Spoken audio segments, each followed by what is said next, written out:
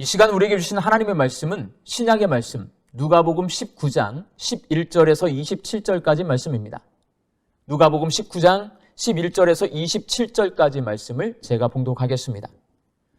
그들이 이 말씀을 듣고 있을 때에 비유를 더하여 말씀하시니 이는 자기가 예루살렘에 가까이 오셨고 그들은 하나님의 나라가 당장에 나타날 줄로 생각함이더라. 이르시되 어떤 귀인이 왕위를 받아가지고 오려고 먼 나라로 갈 때에 그 종 열을 불러 은화 10문화를 주며 이르되 내가 돌아올 때까지 장사하라 하니라. 그런데 그 백성이 그를 미워하여 사자를 뒤로 보내어 이르되 우리는 이 사람이 우리의 왕됨을 원하지 아니하나이다 하였더라. 귀인이 왕위를 받아가지고 돌아와서 은화를 준 종들이 각각 어떻게 장사하였는지를 알고자 하여 그들을 부르니 그 첫째가 나와 이르되 주인이여 당신의 한 문화로 10문화를 남겼나이다. 주인이 이르되 잘하였다 착한 종이여 내가 지극히 작은 것에 충성하였으니 10고을 권세를 차지하라 하고 그 둘째가 와서 이르되 주인이여 당신의 한 문화로 5문화를 만들었나이다. 주인이 그에게도 이르되 너도 5고을을 차지하라 하고 또 한 사람이 와서 이르되 주인이여 보소서 당신의 한 문화가 여기 있나이다. 내가 수건으로 쌓아두었었나이다. 이는 당신이 엄한 사람인 것을 내가 무서워함이라 당신은 두지 않은 것을 취하고 심지 않은 것을 거두나이다. 주인이 이르되 악한 종아 내가 내 말로 너를 심판하노니 너는 내가 두지 않은 것을 취하고 심지 않은 것을 거두는 엄한 사람인 줄로 알았느냐? 그러면 어찌하여 내 돈을 은행에 맡기지 아니하였느냐? 그리하였으면 내가 와서 그 이자와 함께 그 돈을 찾았으리라 하고 곁에 섰는 자들에게 이르되 그 한 문화를 빼앗아 10문화 있는 자에게 주라 하니 그들이 이르되 주여 그에게 이미 10문화가 있나이다. 주인이 이르되 내가 너희에게 말하노니 무릇 있는 자는 받겠고 없는 자는 그 있는 것도 빼앗기리라. 그리고 내가 왕됨을 원하지 아니하던 저 원수들을 이리로 끌어다가 내 앞에서 죽이라 하였느니라. 아멘. 여러분 세리장 삭개오 잘 아시죠? 예수님 당시 가이사랴, 가버나움, 여리고 세관이 이스라엘의 3대 세관이었는데 삭개오는 여리고 세관의 세리장입니다. 오늘날로 따지면 인천 국세청장 정도 되는 꽤 높은 직위에 있던 사람입니다. 그러나 유대인들에게 세금을 걷어서 로마 정부에 갖다 바치는 세리는 죄인 취급을 받았기 때문에 직급이 높은 세리장이라 할지라도 삭개오 역시 유대인들에게 구원받지 못할 죄인으로 낙인 찍혀서 살았습니다. 그런 삭개오가 예수님을 자기 집으로 영접하자 이 모습을 본 사람들이 못마땅하게 생각하고 예수님이 죄인의 집에 들어가셨다고 수군거렸습니다. 그러나 예수님은 사람들의 수군거림에 개의치 아니하시고 삭개오 집에서 세리들과 함께 식사하셨습니다. 그리고 삭개오가 자기 재산을 가난한 사람들을 위해 내어놓고 만일 남의 것을 빼앗은 것이 있다면 모두 갚겠노라고 회개를 하자 오늘 구원이 이 집에 이르렀으니 이 사람도 아브라함의 자손이로다 라고 삭개오의 구원을 선포하십니다. 그리고 인자가 온 것은 잃어버린 자를 찾아 구원하려 함이니라 라고 자기가 죄인들을 구원하시기 위해 이 땅에 오셨음을 말씀하십니다. 이렇게 예수님께서 삭개오의 집에 함께 있던 다른 세리들과 제자들에게 말씀하시는 도중에 오늘 본문 말씀인 문화 비유를 말씀하십니다. 문화 비유를 요약하면 이런 내용입니다. 한 귀족이 왕위를 받기 위해 먼 나라로 가면서 10명의 종들에게 은화 한 문화씩을 맡기며 자기가 돌아올 때까지 그 돈으로 장사하라고 명령합니다. 한 문화는 우리 돈 1,000만 원 정도라고 생각하시면 됩니다. 10명의 종들에게 1,000만 원씩 주고서 자기가 돌아올 때까지 그 돈을 가지고 장사하라고 말했습니다. 주인이 왕위를 받아서 돌아왔을 때 한 종은 한 문화로 10문화를 만들어서 주인에게 줬고 한 종은 5문화로 만들어서 주인에게 줬습니다. 그런데 한 종은 주인이 준 한 문화를 수건에 잘 싸서 간직하고 있다가 한 문화 그대로 주인에게 돌려줍니다. 그때 주인이 악한 종이라고 이 종을 호되게 꾸짖습니다. 장사하라는 주인의 뜻대로 행하지 않고 맡겨준 한 문화를 자기 마음대로 수건에 싸서 보관했기 때문입니다. 왕이 되어서 돌아온 이 주인은 불순종한 악한 종을 심판하고 자신이 왕이 되는 것을 반대한 사람들을 색출해서 그들을 죽입니다. 문화 비유는 대강 이런 내용입니다.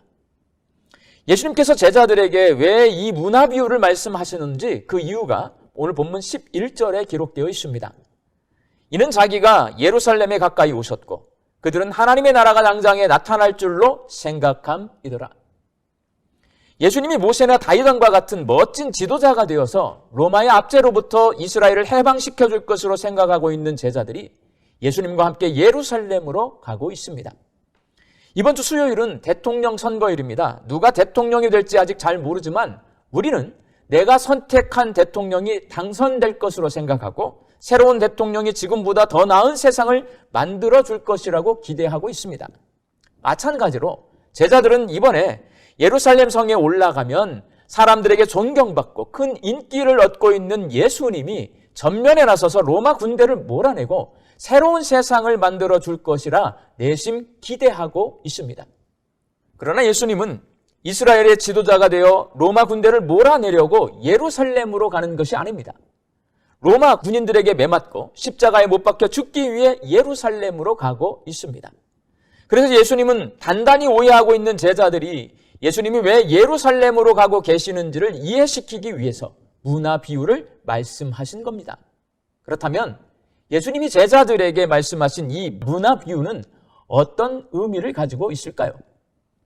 문화 비유는 예수님은 제자들이 원하는 것처럼 지금 당장 로마 군대를 쫓아내고 이스라엘을 해방시키는 왕이 아니라 이 세상 종말의 날에 심판하시는 왕이라는 의미를 담고 있습니다. 이 문화 비유를 설명하기 위해 제가 비유 한 가지 말씀드리겠습니다. 어떤 형제가 있습니다. 원래는 한 지붕 아래서 둘이 사이좋게 함께 살았는데 동생이 분가해서 독립했습니다.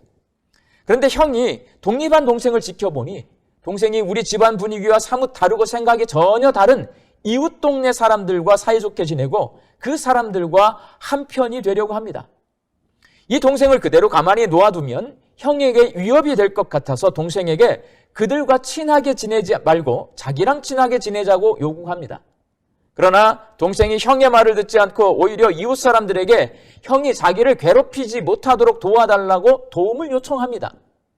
그래서 형이 동생네 집에 가서 그를 실컷 두들겨 패줬습니다. 여기서 형은 누구고 동생은 누구입니까? 형은 러시아의 푸틴이고 동생은 우크라이나의 젤렌스키 대통령이라는 것 여러분 쉽게 아시지 않겠습니까? 이렇게 예수님이 말씀하신 문화 비유도 당시 사람들이 들으면 모두가 금방 알만한 내용을 담고 있습니다. 예수님이 태어날 때 유다 왕은 헤롯입니다. 그런 별을 보고 찾아온 동방 박사들이 이스라엘의 왕이 태어났다고 말하자 예루살렘에 있던 2살 이하의 모든 남자아이를 죽인 포악한 사람이었습니다. 그에게 3명의 아들이 있었는데 큰아들인 아켈라오에게 유다와 사마리아 지역을 다스리는 왕의 자리를 물려주고자 했습니다. 그런데 당시 이스라엘은 로마의 지배를 받고 있었기 때문에 아켈라오는 로마 황제의 허락을 받고 왕이 되기 위해서 로마로 갔습니다. 그때 아켈라오가 왕이 되는 것을 반대하는 유대인들이 로마 황제에게 사람을 보내서 아켈라오 말고 다른 사람을 왕으로 세워달라는 청원을 넣었습니다. 그러나 로마 황제는 아켈라오를 왕으로 세웠고 왕위를 받고 돌아온 아켈라오는 자기를 반대한 사람들을 모조리 찾아내서 숙청시켰습니다. 예수님 당시 유대인들은 모두 이 사건을 잘 알고 있습니다. 그래서 문화 비유를 들으면서 왕위를 받기 위해 먼 나라로 간 귀인을 아켈라오로 생각합니다. 그렇지만 예수님은 아켈라오에 대해서 말씀하시는 것이 아니라 아켈라오 이야기를 통해 예수님 자신에 대해서 말씀하고 계십니다. 이제 곧 예수님은 제자들을 떠나 하나님 보좌 우편에 앉게 되실 것입니다. 이번에 예루살렘에 올라가면 십자가에서 죽으셨다가 부활하시고 승천하실 겁니다. 왕위를 받기 위해 먼 나라로 떠나게 될 겁니다. 그리고 귀인이 떠나면 종들에게 한 문화씩 주고 장사하라고 명령했듯이 예수님이 승천하실 때 제자들에게 사명을 맡기고 일을 행하라고 명령하실 겁니다.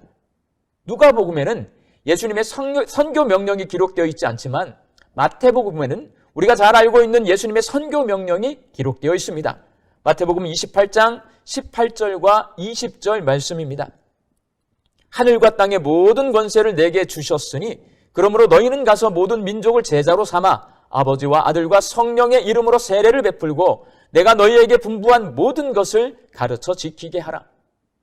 문화비유에서 귀인을 미워하고 왕으로 인정하지 않는 사람들이 있듯이 예수님을 미워하고 왕으로 인정하지 않는 바리새인과 서기관과 같은 종교 지도자와 헤롯 왕과 같은 정치 지도자들이 있습니다. 그렇지만 재림의 날 예수님은 심판하시는 왕으로 이 땅에 오실 겁니다.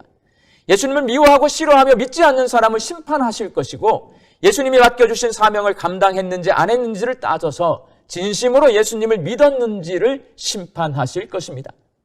사랑하는 청파동교회 성도 여러분, 저는 이과와 문과를 따질 때 문과입니다. 그래서 수학과 과학을 잘 하지 못합니다. 제가 중학교 2학년 때 처음 물리 수업을 받게 되었는데, 당시 물리 선생님이 저희 어머니 친구였습니다.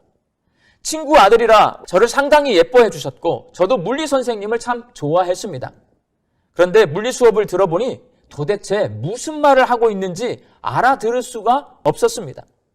어머니 친구고 제가 좋아하는 선생님이라 공부를 열심히 하고 싶은데, 아무리 집중해서 수업을 듣고 책과 참고서를 봐도 도대체 이해가 되지 않았습니다.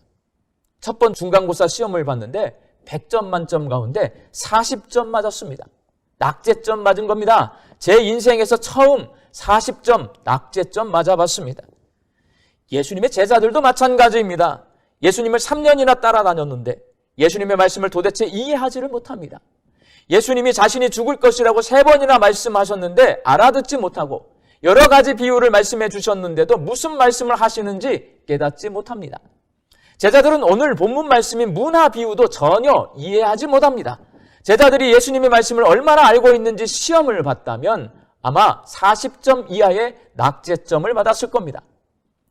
예수님이 부활 승천하신 후 지혜의 영이신 성령께서 임재하셨을 때 비로소 제자들은 예수님이 무슨 말씀을 하셨는지를 깨닫게 되었습니다.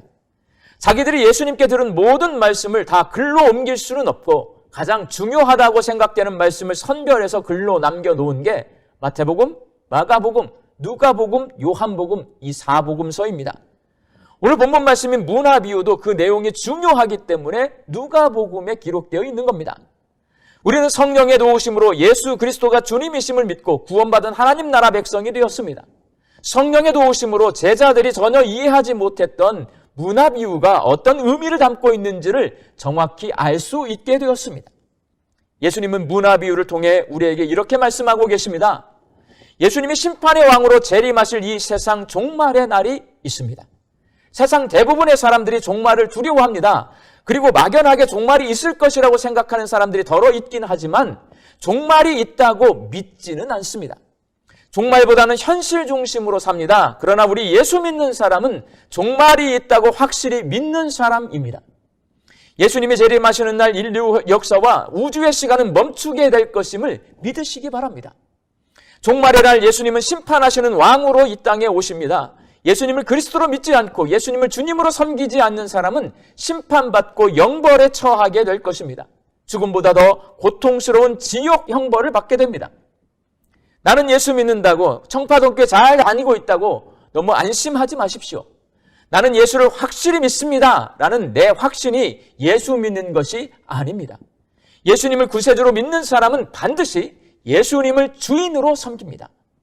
맡겨진 한 문화로 장사하라는 주인의 명령에 순종해서 10문화를 남기고 5문화를 남긴 종들처럼 주인이신 예수님의 말씀에 순종합니다. 그게 바로 예수님을 확실히 믿는 겁니다. 그러나 장사하라는 주인의 명령에 불순종하고 받은 한 문화를 자기 마음대로 수건에 싸서 보관한 악한 종처럼 내가 주인 되어서 내 마음대로 살면서 예수님 말씀에 순종하지 않는 사람은 아무리 확신에 차서 나는 예수님을 믿습니다 라고 입으로 말해도 심판주이신 예수님께 꾸중 듣고 심판받게 될 것입니다.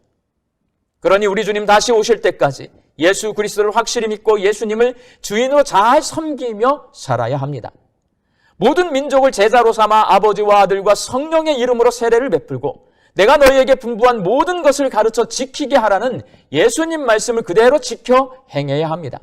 단 한 명이라도 제자 삼고 세례받게 하고 하나님의 말씀을 가르치고 그 말씀에 순종하면서 살도록 친절하게 안내해야 합니다.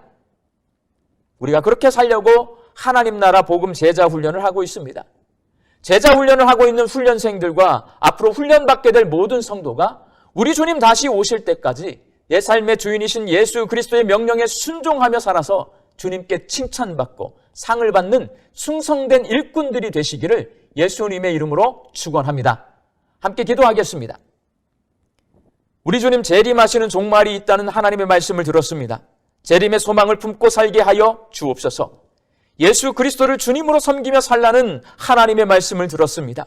주인 되신 예수님의 명령에 순종해서 우리 주님 다시 오실 때까지 사람들을 제자 삼고 세례받게 하고 주의 말씀을 가르치는 일에 열심을 내게 하옵소서. 그렇게 예수님의 충성된 종으로 살아서 주님 다시 오시는 날 예수님께 칭찬받고 복을 받게 하여 주옵소서. 예수님의 이름으로 기도하옵나이다. 아멘.